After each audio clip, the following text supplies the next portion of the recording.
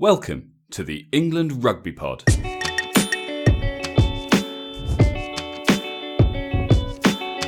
Thanks for downloading episode 103, as England look to take on the All Blacks for the first time in 4 years as they face their biggest challenge under Eddie Jones to date. You're listening to the England Rugby Pod, the rugby podcast that believes England will win the World Cup in 2019. Hey guys, welcome back. Another massive weekend, even bigger, of course, than last week. For the first time in 4 years, England taking on the world champions, the supposed best team in the world. And I'm joined, of course, by Dan to talk about expectations and then, of course, to relive the match as it happens. Hi, mate. Hello, mate. But allegedly also best sport team ever. Ever, yeah. And I am properly psyched for this match. I've just been in the garden with my missus's daughter, just dump tackling her and putting in a few Owen Farrell shoulder charges just to psych myself up. I'm going to have to stop you there. We have a new listener, a new fan. It's going to require us to just tone it down a little bit. Okay. Oh, don't worry. She ended up beating me, so that is good news. I'm just trying to find this tweet that I got because it was a really good one actually. It was from where is he? Here we go. Ben Fordster 87. He says at England Rugby Pod. Have a new fan in the shape of a 3-year-old. We listen to the pod every Sunday on the way to Rugby Tots. He would love it if you could say hello to him. So, hello, Sebastian Ford. Sebastian. Yeah, love the fact that he's 3 and's been to every game for Gloucester this season. # new fan. So, as I've told him, we're going to have to start watching our language a little bit. And let's not talk to him about dump tackling little girls in the back garden. No, well, mate, I tried to, but then she just put the shoulder, just bounced me. Fair enough. And then she put in a bit of soup pie on me. I was like, oh, easy. Good to hear. But it's so we'll move on from that bit. But mate, today is huge. It's massive. I've been really involved in that. I've really enjoyed this week from a sort of rugby perspective. I haven't been this excited about a match for a while. So, a few things. So, looking at the team first of all, firstly, what are your thoughts on Ashton starting ahead of Noel? I'm okay with it, actually. I was when I first saw it, I was thinking, we talked about this last week. You kind of want Ashton, and you want Noel, and you want Daly, and you want May, and you can't have all 4. But actually, I think Jack Noel's probably going to be quite a useful finisher. Agreed. And I think Ashton not only is he obviously in great form at the moment, but I think he offers that little something extra in the form of last time I played you, we won. So I completely agree with that. And I'm not sure if I've heard quite a few interviews this week with Eddie. And his reasoning for picking Ashton, to me, I was like, that makes perfect sense. He was just saying about he can just sniff out the try. And Ashton definitely can do that. So, yeah, I'm with you. I'm good with it. And I love the fact Noel's still involved because I also agree that I think he'll be a great finisher. Yeah, well, there's something I want to come on to later on to do with beating New Zealand. And one of the points that I'm going to make there is all about Ashton and May and Noel when he comes on and using the width and actually taking advantage of those guys. There were quite a few opportunities that went begging against South Africa because we just didn't quite look wide enough. And we know what May's capable of. We know what Ashton's capable of. We know what Noel's capable of. You know, these guys need to get into the game. But yeah, we'll come on to that. Yeah, quite happy to see Ashton in there. No real strong feelings about which way round he'd gone. If he'd chosen to start Ashton on the bench and start Noel, I'd have been okay with that too. But they're both class players. Yeah, I'm happy with where he's gone in that respect. The two big ones, I guess, no Manu, no Zach Mercer. So the Manu one, I was a bit annoyed with to start with. But again, listening to his interviews, and Eddie said he's just not quite 100% yet. So I'm not putting him in. And I think that's fair enough. You know, he's not saying he's not good enough. He's not saying he's Is he saying he's not 100% in terms of his fitness? Because I'm pretty sure he was fit enough to play. Or is this is it.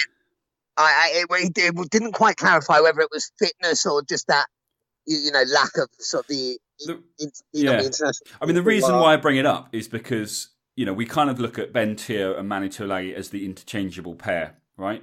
Yeah. Ben Teo's had far less game time this season than Manu. So in terms of match fitness, Manu should be ahead of Teo in that respect. Then you've got the question of, well, which one of them's better? Well, I'd be tempted to say that Manu, for similar reasons with Ashton, he's got the advantage of last time we were here, we won. He's got the advantage of he's a much stronger runner. One of the things I've mentioned a few times about Ben Teo is that, on paper he looks like he should be punching holes through defences, but in reality he doesn't do that. And I know that he offers something extra with his game. He's a bit more of a playmaker than a Manu Tuilagi. But I feel like, again, it's something we'll come on to when talking about how to beat New Zealand. But, Manu being a big, strong runner, I feel like you need someone who's capable of doing that. Targeting the weaker defenders and running through them. And I'm just not sure. I mean, we'll see what happens if Ben Teo, he certainly physically, he on paper, he can do it. So, and he can do it on the pitch. We've seen before. And this is why I don't mind Teo starting. So Sonny Bill's playing. They've got Teo, history. And to me, Teo won that battle in the Lions. Yeah. Thing. So I'm not anti that. The Zach Mercer thing, I am surprised about. I am too. I guess the reality is there's only so many players you can have in a 23-man squad, right? 23. Yeah. Do you not bring Courtney Laws in? No, it's but to me the sort of back three within the pack. I would not have Brad Shields there. You drop him from the 23. I would drop him from the 23. I think that back three in the pack is so defensive. I think you also need an attacking element to it. Yeah, but then I see what you're saying. I mean, I guess though that's why you've got a Laws there. I hear. I guess the thing with Zach Mercer is he doesn't have a huge amount of experience. Yeah, he was brilliant last weekend, but Wilson did brilliantly well. He was aggressive. He's in his place, yeah. And he's going to be doing that again. And I guess this time around he's just thinking, well, we'll keep him at 8. Obviously, if something was to happen to him and you've got to make changes, you're in a situation where you haven't got a like for like replacement, but you don't have a specific number 8 replacement. But Laws offers aggression off the bench, an impact. I would have liked to have seen Zach Mercer there, but I also think that Brad Shields, because of the game, because of who we're playing, and because of his history, we could rue that. It could go completely the other way. It might bring less out of him, but part of me feels like it's going to bring something a little bit extra out because he's been under a lot of media pressure from New Zealand. Not his mates obviously, but the New Zealand press have given him a lot of abuse about his switching allegiance. And I feel like this. We know on paper he's good enough to be there.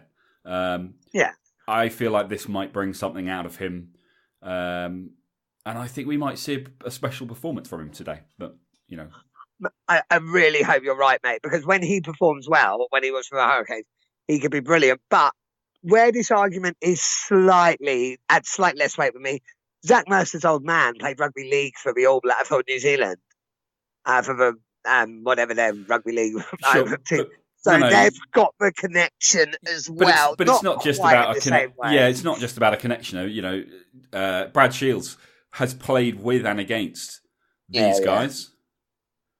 I just lived with these guys. He's that's been his rugby life until fairly recently. And as you said last week, you get a kick out of playing against your mates. Yeah, and hopefully get a kick in when you're playing against your mates. But it's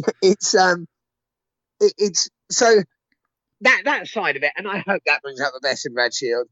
But looking at it purely from a rugby perspective, I just think we're lacking up front. I think we're lacking a slightly attacking element. Yeah, and I hope we don't rue that. I hear what you're saying, but the only so Underhill's obviously in. So Zach Mercer really is the only upfront player where we feel like we're lacking the attacking element outside of obviously the injuries.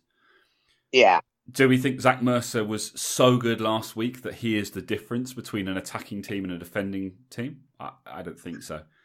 Nah. I think that's probably giving him a bit too much credit. It doesn't change the dynamic.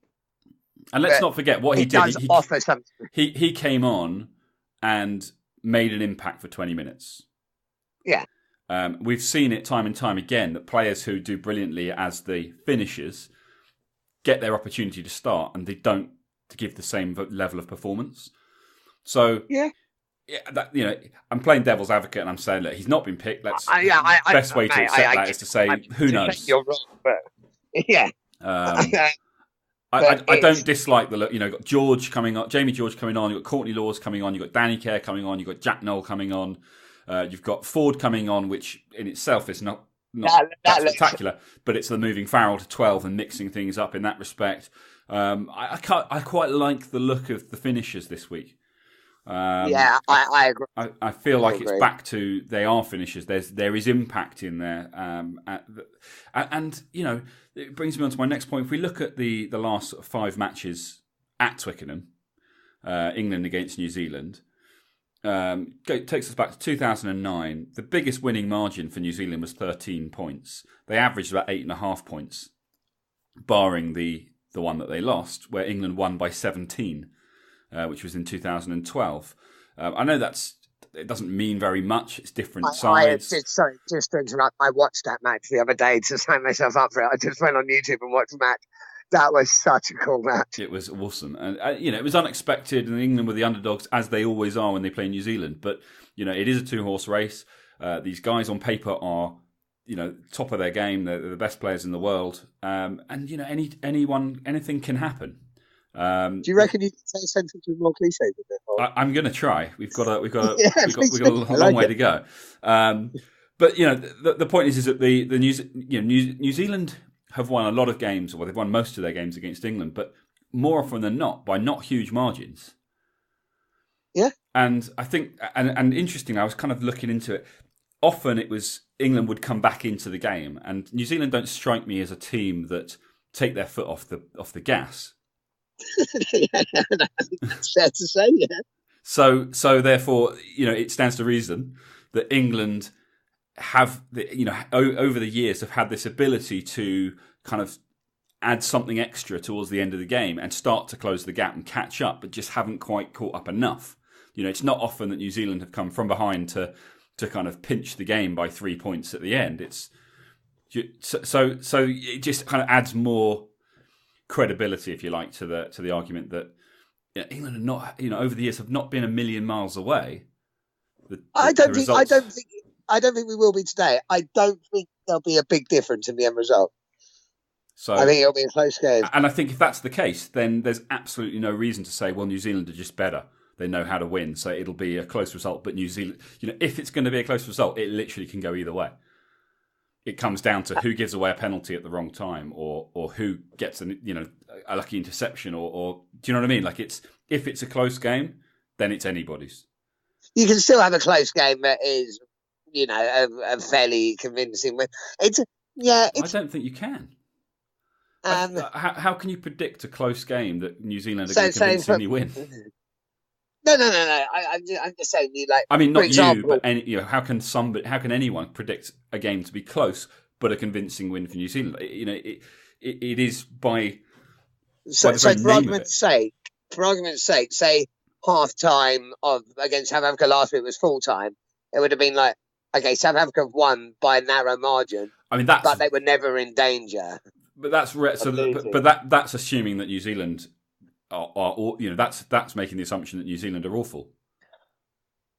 No, that's making the assumption that New Zealand are awesome. No, what I was using that as an example, saying, you can have. I mean, historically, there have been games that have been quite close, but I've sort of looked at them and thought, I never thought England were going to win this throughout the game, even though they did well to be close. But I don't know. I don't think that will happen today. 2014 at Twickenham, New Zealand win by 3 points. Any way you look at it, that's anybody's game. That's one penalty. 100%. Right? 2013, New Zealand win by 8. Okay, it's a little bit more. it's 3 penalties, or it's a converted try and a penalty, or a straight up, unconverted try and a penalty, which requires a little bit more. 2012, we obviously won. 2010, it was 10 points. There's a little bit more. 2009, 13 points. But they've gradually been winning by less and less. And, if the last time was 3, then I feel like this is our time. Didn't we have this chat last week? And didn't I say to you, when we're discussing something, you're not allowed to use evidence and facts, because otherwise you just make me look like an idiot. I've told you this before, mate. But mate, it takes 5 minutes to go on Google and write and Google. That's what and type in England. I thought England versus New Zealand historical or something along those lines. Right. I know it's asking a lot that as a host of a podcast all about England rugby, that you might do some research, but we've got to give the people what they want. This is really awkward. My missus has just walked in and she's just caught me buying the match on her card. Oh well. Well, more importantly, why are you buying the match while you're supposed to be talking to our listeners? No, just so just so it's ready to go as soon as since we finish the build up, mate. Right. I am so excited about this. It's insane. I think it's going to be a great game, a great occasion, and I think England will win. Let's talk. Do I actually think that? I'm not sure. Yes, you do. With the England Rugby Pod, we believe in it. Yes, I do think that. Let's talk about how you beat New Zealand. Okay, so first of all, and this has been, various different people have had there's been lots of chatter about this on social media, but goal kicking, I think, we already, we have the advantage there in terms of success. I mean, Bowden Barrett might decide that today's the day he's going to kick 100% and it doesn't really matter, but the point is that there's a lot more pressure on them because of his performances over in the past, and I think he's on about 65% for 2018 or something, which isn't great as an international world class kicker. So we have the advantage there. And it's not well. Yeah, no. And we need to take full advantage of the fact that we've got both Farrell and Daly on the pitch. If Farrell, if there's any doubt in Farrell's mind that he has the distance, but it's in range for Daly, keep the scoreboard ticking over. Take the points. We talk about it time and time again. It was Clive Woodward talks about it all the time. It's so important. And today more than any, take the points whenever they're on offer. Put pressure on New Zealand. I feel like New Zealand's a team that doesn't like coming from behind, and if you can, they struggle with it a little bit. That's how you beat New Zealand. You put pressure on them, and I know that they had a big comeback against Ireland, but it wasn't enough. Once you put them under pressure, things change. If they get an easy run, if we give them an easy first half, England cannot go into this game expecting to be able to sort it out in the last 20 minutes. No, I agree. I agree with this. And I'll tell you why we'll win today, because it's on in the background. Clive Woodward wearing a burgundy cardigan with a burgundy handkerchief. I mean, that is just pure brilliant. Nice. I think we're winning. Okay, so build up to matches. Sorry. Well, we can't beat them just by kicking. Yeah. Okay. So, how do we? It's a good question. It's something quick. I think we need to. We can't. I think we need to play our game. If you try and play New Zealand in their game, it's ridiculous. It's like trying to fight Anthony Joshua, and it's like you just. England have got to play their own game. I think we've got to attack them. We've got to take the game to them. I think second half last week is a good example of how we can do it. We can't be cautious. I think we have to not be silly, like you say. 100% agree. Take every point on offer, but I think we need to go out there and we need to take the game to them. Watching in 2012 how we started, we actually really went for it, and I want to see that today. Yeah, I agree. I mean, that last 20 minutes last weekend, we need that from the off. They need a quick start, England. New Zealand, again, looking at statistics, New Zealand are typically at their weakest in the first sort of, I think I read 6 minutes of each half. I know that's a massive ask. Mate. This is awesome analysis. I know it's a massive ask to expect England to cause a huge amount of damage in this, opening 6 minutes and the first 6 minutes of the second half. But statistically, that's when New Zealand are at their weakest. So, it has to be a fast start. If you can get points in those first, in those opening minutes, it's a massive advantage. Getting that board ticking over, putting pressure on New Zealand from the off. So I think that's key. to get that fast start. We need to slow them down. We have to compete at the breakdown. Gone are the days when England can just sort of stand off and go, wait, why are people, competing against us? And then just expect to defend once the ball's out in the line. You've got to put pressure on them. We know that New Zealand like quick ball. We know that they like to offload. I think, again, stuff I've read suggesting that sometimes it's, and there may well be a game plan worked into England's plans for this afternoon to attack the line and look for interceptions, because New Zealand do throw maybe wild passes is not the right terminology, but certainly opportunistic. The opportunities there, yeah. Yeah, and so therefore and therefore the opportunity, as long as the defence is in place, the support lines and everything else, there's an opportunity there to create problems for them in that respect. So attack that line, and if nothing else, it will deter them from throwing those long passes, getting their guys in space. So I think that's important, and more than anything, discipline. We've said it time and time again. That's a great point. Penalties need to be single figures. I look back. I was debating with someone on Twitter a little while back about England versus New Zealand, and I think it was possibly it was a build up to the South Africa game, but it was looking at penalties and looking back at 2003 and the differences in that World Cup final 2003, and it wasn't 80 minutes, it was 120 minutes or whatever it was. I think England conceded 3 penalties. No way. It was something outrageously low. No, there must have been more than that. It was really low, and I know that the rules have changed, which possibly makes it more difficult to do that, because there would have been things that they'd have done back then that they're not allowed to do now. Yeah, like Trevor Woodman throwing a haymaker in one of the first mauls. But yeah, the penalty count was really low. Obviously, it was really low from Australia as well. I think it was something like England 3, Australia 6 or 7th for the match. So both teams, but and as a result, the game was incredibly close. But that's key. If England go out like they did last weekend and they give away, I think I counted something like 6 penalties in the first 15 minutes. Admittedly, England massively reduced their penalty count after that point last weekend. They need to keep the penalty count down early on. Because of New Zealand's success rate with the boot, possibly it's not as devastating in terms of conceding points, in between the posts, but you're giving them opportunities to put the ball and touch near our line, getting themselves in our 22, and the key thing is keeping them out of the 22. I think England defended incredibly well last weekend when South Africa were in their 22, and they were in there a lot. You're not going to get away with that against New Zealand, so you've got to keep them out of our 22. We've got to take our points when they're on offer. We've got to be disciplined. We've got to use our width. We've got to take advantage of May and Ashton, and when he comes on, Noel, and the pace that they have out wide. And like you said, we've got to take the game to them, put pressure on them right from the off, and go out there to win. And this brings me on to a quote from Eddie, which is brilliant. He said, "We want to make the movie, not watch it." Yes, I like that. I saw that. Yeah, and I think that sums up exactly what the expectations need to be for today.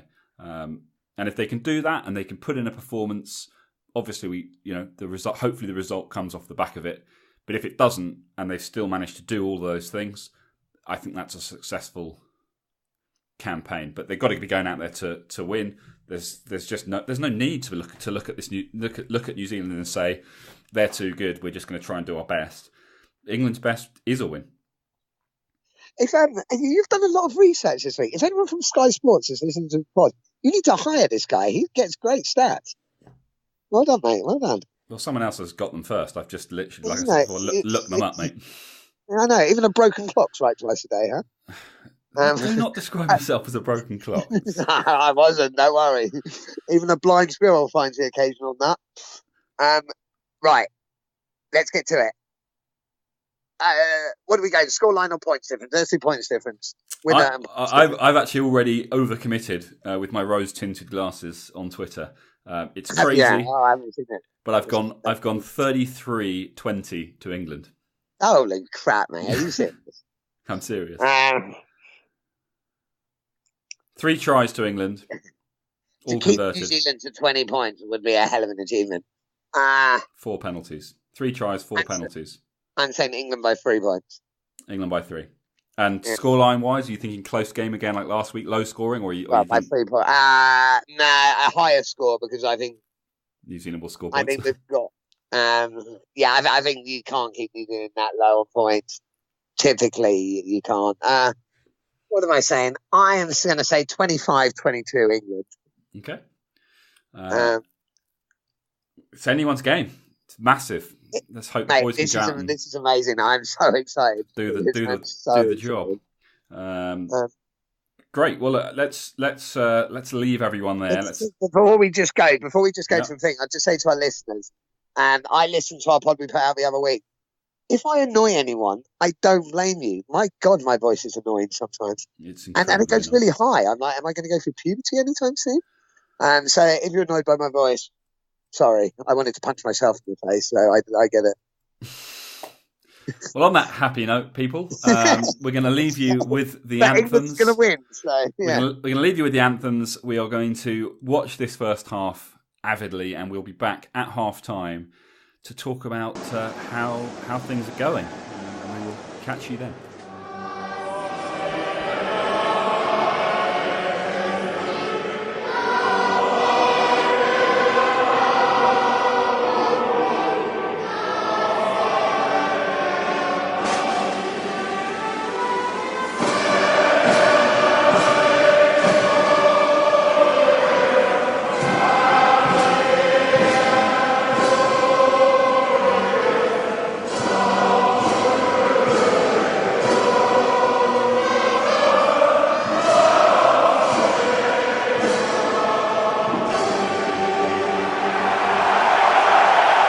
Hey guys, welcome back. Holy shitballs, what's going on? I mean, not what's going on, it's awesome. I mean, it's almost as if they listened to the first part of our podcast, which, by the way, is yet to have been published, and then just did exactly what we told them they needed to do in order to beat New Zealand. I know it's a long way to go, and obviously New Zealand coming back into the game at the end there, but what a start from England. No, that just looks, that's the best I've seen them play for years. It just looked good. And do you know what? I think that style of play suits this team and these players as well. And, I mean, in fairness, you'd have backed any of our wingers to finish that. But it is funny how it always seems to be Ashton on the end of those, isn't it? Yeah, Ashton or May would have finished that. Noel would have finished that. You're right, but it's what the rest of the team is doing. I mean, interestingly, you were saying before the game your concerns were that our forwards were too defensive. They've been incredibly defensive in terms of the volume of tackles, but their defence is currently an attacking weapon. They're putting New Zealand under huge pressure, even when they've got the ball, and it's amazing to see. And it just highlights that New Zealand are not unbeatable. And I don't want to jinx anything. Like I said, there's a long way to go. We're halfway there, but at 15-10, the same result in the second half is 30-20, which is only 3 points off my projection. So. They're on target. I'm happy.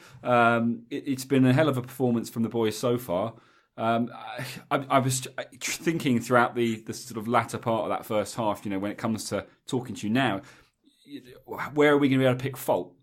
And there's not a lot. I mean, okay, some silly errors, giving away some penalties, some things that uncharacteristically, like Farrell's kicking the ball out in the full, but these things happen. There's not really much you can say about that. He knows better than anyone what went wrong there, and you can be sure he's not going to do it again.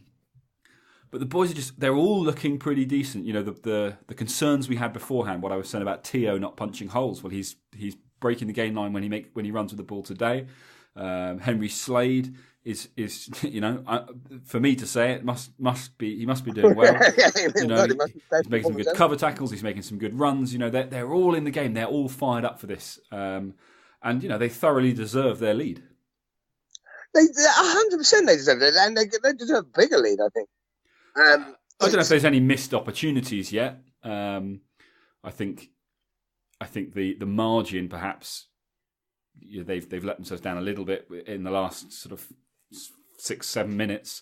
But these things happen. I thought that the New Zealand try was frustrating because it's different when you're on the pitch, obviously. But from our point of view, it was almost like you could see exactly what they were going to do.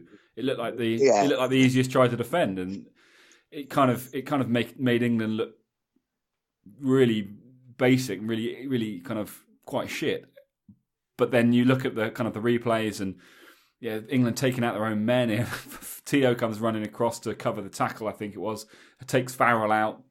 I think, actually, if we're going to pick fault with anyone, and we do like to do a bit of that on this pod, I think it was Slade, and apologies if it wasn't, but someone drifts in the tackle instead of maybe that's the way they're playing, but it makes life complicated when people start switching. Someone drifts, and in the end, you've got Farrell and I think Slade both looking to take out Bowden Barrett, leaving a massive gap. And little things like that you can't afford to do, not on your line.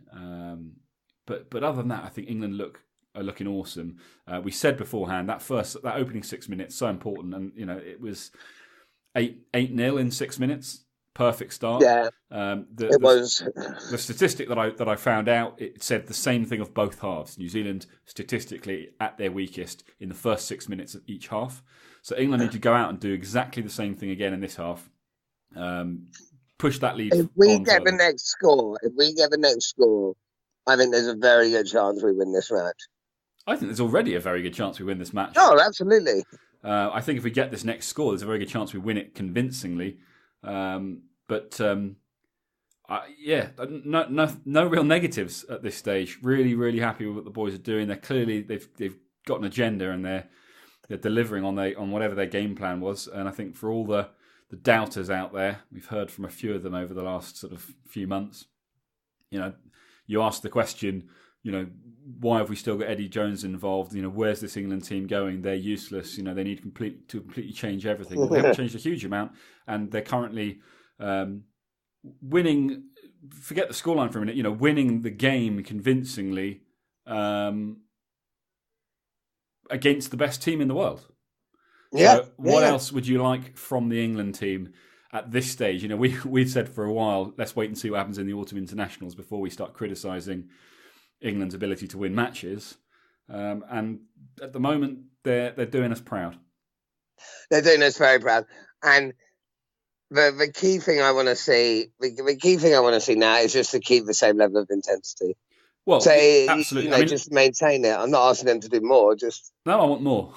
I think let's strive for more. If England and historically England, not historically, but under Eddie Jones, England have always had a little bit more to give in the second half and the last 20 minutes. If we can do that again today, we got some firepower to come on as well. And yeah, absolutely. And I think one of the things to note with New Zealand is that New Zealand are not in the habit of needing needing finishes in the last 20 minutes. It's not something they've usually got the game won long before the last 20 minutes. So, if we get to that last 20 minutes and England can bring on their finishes and kind of up the tempo, I think New Zealand might be in for a bit of a shock. Yeah. Mate, I completely agree with you. And one thing, so you say, what I'd like to see. I thought it was absolutely spot on first half and Farrell went for a drop goal. Yeah. If we've got a chance to score, take the chance and score. Build the score. I mean, look. Clive, I was getting a bit bored, but Clive is just copying us. But, yeah, I know. Anyone would think he'd won a World Cup or something. I know. What did you think of New Zealand's decision? I mean, obviously, in hindsight, it paid off, but New Zealand's decision to take the scrum instead of taking the points? It's surprising. As I say, difficult one to call now that they've scored the try, but I mean, surely you've got to say in a game like that, in conditions like these, points. That was a smart call, yeah, but like you say, you can't argue something that pays off like that. No, but it's interesting in terms of the psyche of the New Zealand team. That from their point of view, they're never down and out, and fair play, they came back and scored the try. But it's kind of, I feel like that's a positive for England. They've done that because it means that the New Zealand team potentially get a little bit complacent because they never feel like they have to show their opposition the respect of building their score. They just feel like it's going to open up for them at some point. And if England continue to build their score, it may be too little too late for New Zealand come the end of the game. Well, I mean, in fairness, that may also have been a case of we are out of this game. We need to get back in it. So it might have almost been showing a lot of respect. But No, I prefer my version. Yeah. Well, but either way, as long as we just ignore that and keep building our own score, yeah, absolutely. I'm happy. Absolutely. Well, yeah, I don't think there's much more we can add to what happened in the first half. Really happy with the way the boys are playing. Keep it up. More of the same. More being the operative word. And yeah, we'll head off to the second half and leave you with Eddie Jones's quote that we gave you in the first half, which is, "We want to make the movie, not watch it." Well, I think you're doing that, boys.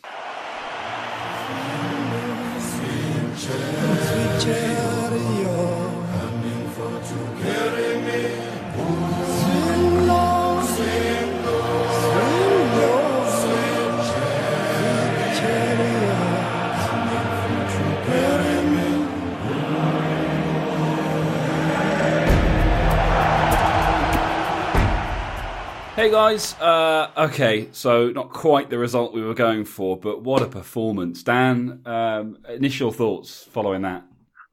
I'll save everyone the suspense. I'm pretty sure people knew this. Yes, I thought it was a try. It was a really good performance. So the truth is, New Zealand didn't beat us. We lost that ourselves. England showed they are up there. That performance for me showed that we are definite World Cup winning contenders. I mean, we've always known that, but I think a lot of people's faith has faltered.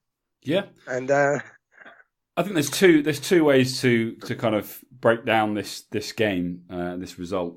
On the first, I think to begin with, massive credit to the guys who definitely, put everything into that.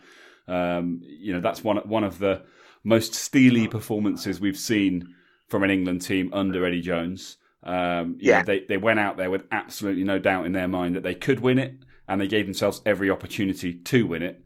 Unfortunately, and for a minute, let's forget the referee decision. These things happen. There'll be plenty of people. There'll be plenty of people out there that will say that last weekend England got lucky. We had a response to that, but regardless of whether you thought last week's tackle was legal or not, regardless of whether that result was, in your opinion, decided by the referee. And regardless of whether or not you think this one should have been given, these autumn internationals, we said it beforehand. Lots of people were saying England need to win all their games, or they need to win at least 3 out of 4. Otherwise, Eddie Jones's job's in trouble. And we said, no, England need to put in performances. If they can put in a performance and they just miss out, that's not the end of the world. It gives them something to build on leading towards 2019. And as Owen Farrell said after the game, we want to peak next year during the World Cup. Yes, they want to win. Of course they do. And how great would it have been to have beaten the world's number one team, or the history's number one team? And they had every opportunity to do it. We constantly talk about take the points, build the score. Easy in hindsight to say that was one of the issues. I mean, obviously we'd all be praising the decision if they scored the try, but they didn't, and that's the risk that you take. Nice. To me, that's the key point. And this is where we've got to learn. So the first time when he went corner, I'm like, okay, I want people to take the point, but actually that was very wide out. Maybe with the conditions, maybe just Farrell didn't fancy it. The second time, it was such a guaranteed 3 points. I think the thing is, looking at the conditions and the way they were, and this is what Clive Woodward was saying at half time, or at full time. In conditions like those, you take your points because you just don't know when opportunities are going to present themselves. We think always take your points. New Zealand showed that if you make that decision, sometimes it can go your way. They took a punt and it paid off, but it's by no means guaranteed. When you're sitting, it's not guaranteed, obviously, but when you're sitting, with a penalty within range and you've got one of the world's best kickers, why not just stick an extra 3 on the board? Yeah. They would have looked at it and said, this New Zealand side has the ability to open us up and score tries. And maybe that's half the problem. I think in the backs of their minds, maybe it was less about let's punish them by putting 7 on them and more about we need to increase the margin of difference by as much as possible. I think one of the interesting things to come from that, and again, something that we've always been quite strongly opinionated about, is the leadership. Owen Farrell, he's the kicker. he's the decision maker because Dylan Hartley's not on the pitch. And I know that if Dylan Hartley's unavailable or if it's later in the game and he's been subbed off, Owen Farrell as the vice captain has to make those decisions. But I just don't think your kicker should be making the call about whether he should take on the responsibility. And I genuinely think that if Dylan Hartley had still been on the pitch at that point, they'd have taken the points. So, mate, I agree. I think some of there should have been also another senior player, even perhaps from like an Elliot Daly, saying, "Hey, how come you're not kicking this? Do you not fancy it? Because I'll have a go or whatever." But it was a very poor decision. I think I messaged you at the time to say, "No, I can't believe we didn't take the points." Yeah. The other issue, which was, I don't really know without knowing enough about being in a line out, I don't know who to blame, because I don't think it was on Jamie George, because actually I think Jamie George was sticking the ball exactly where the call required him to put it. Yes. And New Zealand were just getting in the way. But you cannot afford to lose 5 out of 11 line-outs in the second half. England's line-out was so important to building the score in that first half. What New Zealand were able to do to disrupt that for me was actually the game changer. Forget all the other things. Forget the decisions that could have, should have, would have, and all the rest of it. England not controlling those phases of play, that's what ultimately cost them the game. And I heard an interesting stat just as I was going back through after recording the last bit. In the first half, despite their lead, England missed 23 tackles to New Zealand's 3. Yeah. Which is, one, surprising, because I thought they were tackling like beasts, but also amazing that they can miss that many tackles and still have the lead, and be in reasonable control of the game. But overall, I just think it's a massively positive performance. I think the critics, the fans that perhaps were falling a little bit out of love with Eddie's England, hopefully this is just giving them that sort of that little boost to really get them behind these boys again, and so they start thinking, like we do, that this is a team, as you say, that are genuine contenders for the World Cup next year. And I think they've proven that they are, or that they're capable of being, with today's performance. And also, I think it's really interesting. Like, so there's been a lot of chat about how England's back row has been lacking strength in depth recently. Well, not anymore.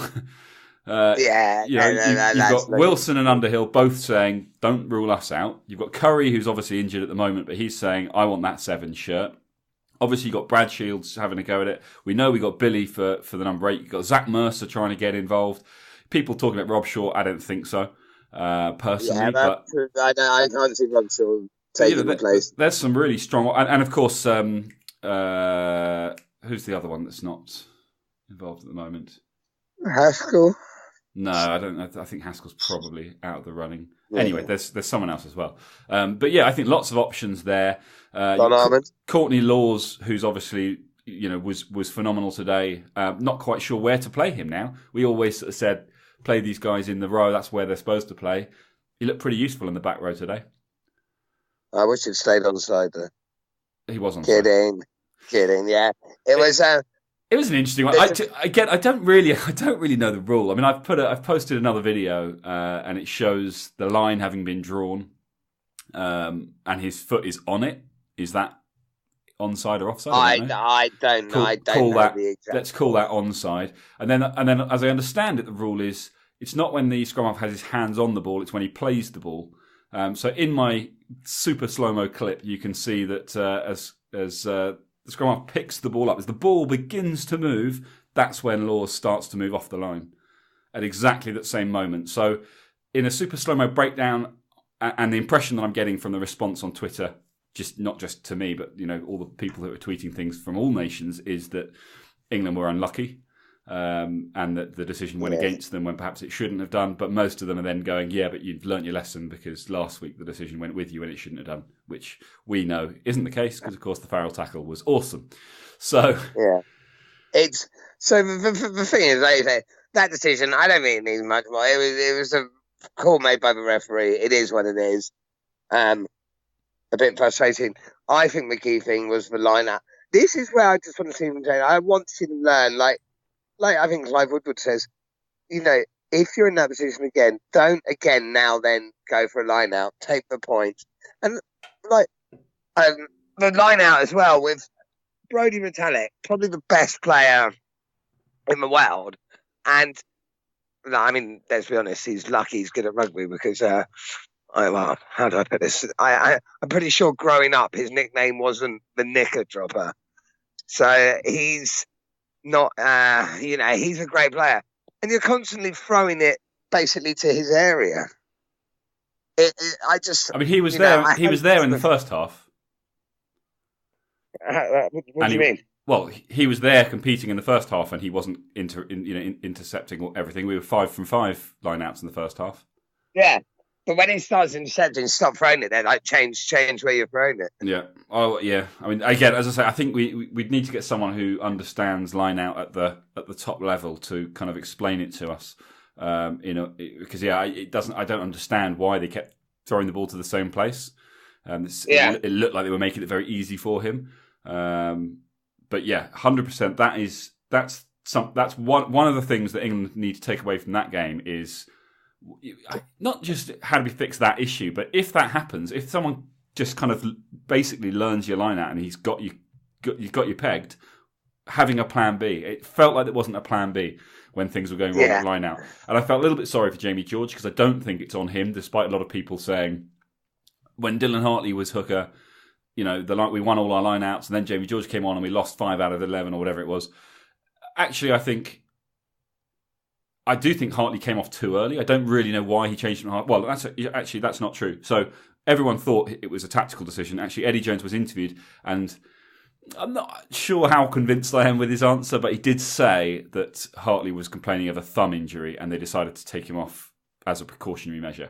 So if that's true, then fair enough. He wouldn't have come off quite so soon.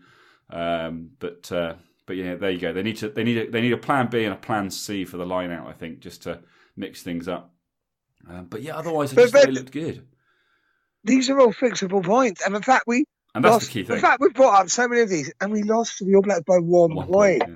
Shows how good we can be. Well, and if I add this to my stats list from the first part of our episode, it's now New Zealand by 1 in 2018. So basically, the last 5 losses we've had to New Zealand at Twickenham were by 13 points in 2009, 10 points in 2010, 8 points in 2013, 3 points in 2014, 1 point in 2018. There we are. England are going to win the next time they play New Zealand. Statistically, England will win the next time we play New Zealand. You've heard it here first, people. They certainly will. And that will be the final of the World Cup, I guess. It could well be. It could well be. It'll be really interesting to see. New Zealand Ireland next week. It will be. I've got a feeling New Zealand will go and just dick all over them now, and everyone's going to be left going, "What? What's going on?" Yeah, it could happen. I don't know why, but it was such a good test match. It's very, on Twitter, I'm trying to have these little kind of friendly Twitter wars with people. It's quite difficult to do it because actually you're going, yeah, it would have been nice to have won, but we played the best team in the world, arguably the best team ever, and we lost by a point. And we didn't put in our best performance, and we kind of know what we did wrong, and they're all workable problems. So it's a good place to be right now for English rugby, and so I'm really proud of the boys. I thought it was awesome. Yeah, I agree. I think there's probably not much more. I mean, we'll do one in a week, give us time to sort of settle, go over it again. But do you know what? Well played, boys. Well done. Unlucky. Well, we're going to look. Yeah, we're going to look to get some of our listeners on, get their feedback, get their opinions on some of this. So we'll be in touch with you guys. And if there's anyone else who would like to have a say, get in touch with us. Probably the easiest thing to do is to email us, englandrugbypod@gmail.com. But you can get in touch on Facebook and Twitter at englandrugbypod. Also, continue to share your opinions and questions with us. It always gives us something good to talk about. And of course, reviews and ratings. I haven't actually checked to see if there have been any new reviews for this week's episode. It's all been a bit too exciting. But I will have a look and we'll read out anything new that's come in our next episode. But yeah, I think other than that, it's time now to digest. And I think when we come back, I would like to I think we'll see if we can see where does England, what does England's sort of 23 look like now with the autumn internationals, halfway through the autumn international. Actually, no, forget that. We'll do it at the end of the autumn internationals when they're all done and dusted. We'll put together our choice 23 from what we've seen of the boys, because there's a few people who are putting their hands up that we perhaps hadn't considered prior to this. Yeah, and it'll be interesting to see who they play against Japan next week. It will be. This is the question we asked last week, which is, should they do as Clive Woodward suggested and put out a kind of a first strength side, or should they take the opportunity to test some combinations? I still feel the same. I think a combination of the two. I think you need some of your key players involved, because I think if you're going to try out different combinations, you need to give them experience of playing with these key players, the likes of Farrell, the likes of Itoje, the ones who are going to make a difference. And I think, but yeah, I can't think now what those combinations will look like. So we'll discuss that in the week. But I'm off to the States on Friday, so we won't be doing a live episode or semi-live episode for the Japan game. We'll look to cover that. We depending on how things, the setup and things, we may have to wait until I'm back, which actually will be after the Australia game, unfortunately. But I am back, I think, on the Monday. So in that case, we will put out an episode on Monday or Tuesday covering those last two games. So apologies for anyone who was looking forward to a live episode. But unfortunately, my right honourable friend here struggles a little bit with the old technology. Just a little. And so getting him to do the recording part was not an option. We'll do an episode before you go though. Yeah, we'll get something out next week, and we'll make that our prequel to the next couple of games, as well as a final rundown of what happened today. But guys, enjoy your weekends, and get behind the boys, because clearly England are back to form and we're going places.